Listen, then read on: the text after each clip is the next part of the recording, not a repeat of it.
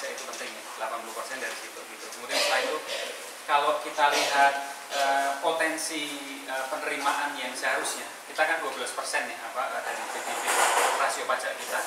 Kemudian setelah itu kalau kita lihat misalnya potensi yang ada itu sekitar seharusnya paling tidak kita ada di 17% atau sampai 19%.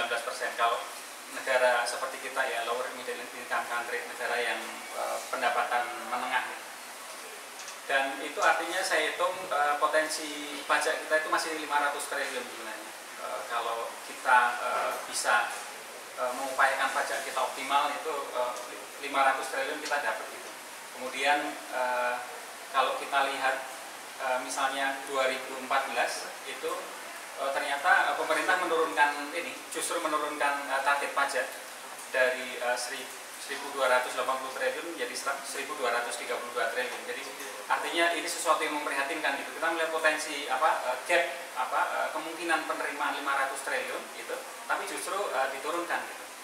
Kemudian tentu perlu ada satu perubahan yang besar ya, karena kita tahu bahwa pengemplang pajak kita itu cukup banyak ya, baik melakukan secara sengaja maupun melakukan penghindaran maupun pengelakan. Kemudian oleh karena itu kita melihat bahwa contoh ya dari pemimpin itu sesuatu hal yang penting. Dari upaya-upaya yang sudah dilakukan misalnya itu salah satu yang dilakukan juga itu Forum Pajak Berkeadilan pada waktu itu juga sudah mengirimkan surat kepada capres maupun cawapres dan sudah diterima suratnya sudah diterima. Kemudian kalau di media itu dari tim capres cawapres masing-masing calon kandidat itu menyatakan sediaan. Tapi ketika kita sudah kirimkan itu tanggal 11 Juni kemarin gitu, dan ternyata respon dari mereka kurang positif gitu.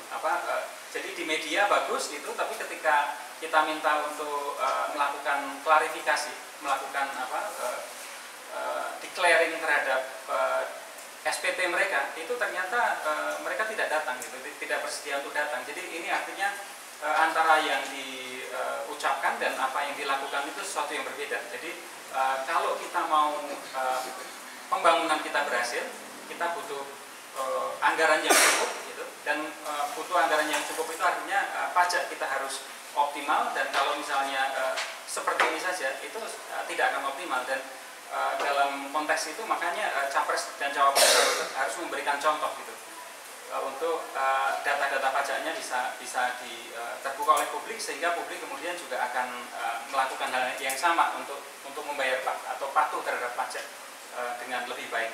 Kira-kira itu.